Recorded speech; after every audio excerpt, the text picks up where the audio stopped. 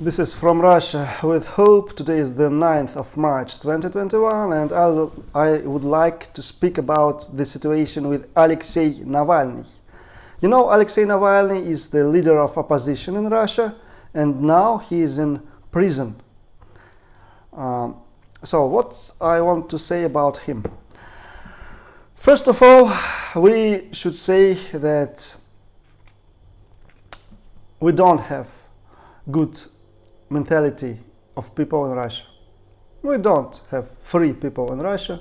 That's why only approximately 100,000 people, protesters, went to protests, to different meetings and so on, when Alexei Navalny was caught and took to prison when he came from Germany to airport in Moscow.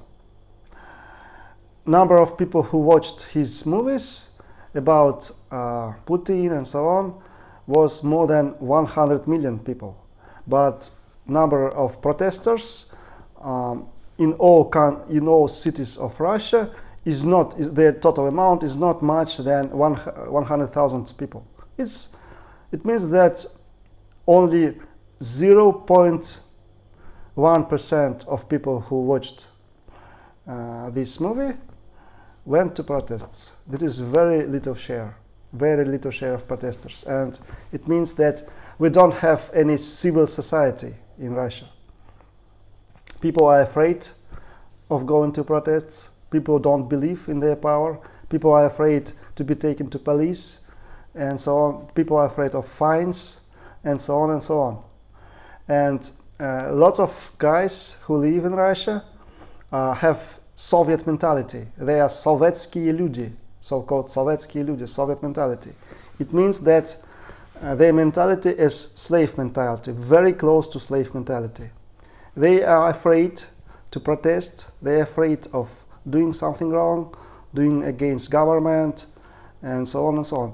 Lots of them, I know lots of people who understand that Alexei Navalny is right. They know about corruption. They know about situation with different areas. They know that Putin's oligarchs are thieves and they steal money. They are corrupted. Because of them, for example, in Bashkortostan, we don't have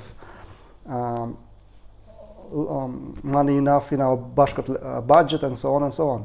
And they are responsible for ethnocide and linguicide of people inside Bashkortostan. We don't have Bashkort kindergartens, Bashkort schools, Bashkort movies and animated cartoons and so on. These people are responsible for all of it.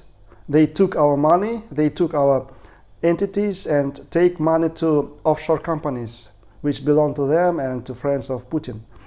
And Alexei Navalny knows about this corruption and so on, but nobody can do nothing.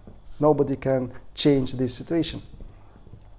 First of all, Putin's regime have enough police. They have so-called Rosguardia. It is approximately 400,000 people.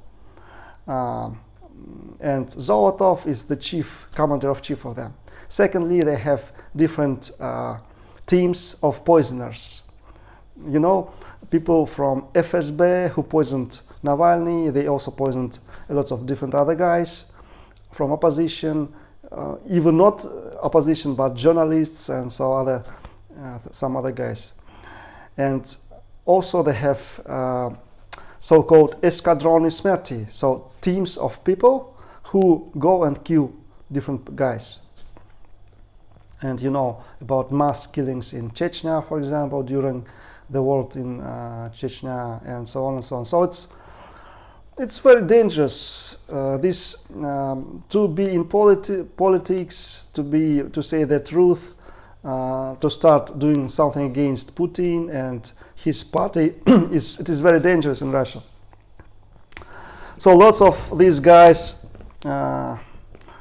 understand the situation, understand that it is very dangerous, and that's why they decided not to struggle. And some of them even decided not to go to different protests, meetings, and so on and so on. So it's very bad, I guess. It's very bad because of mentality.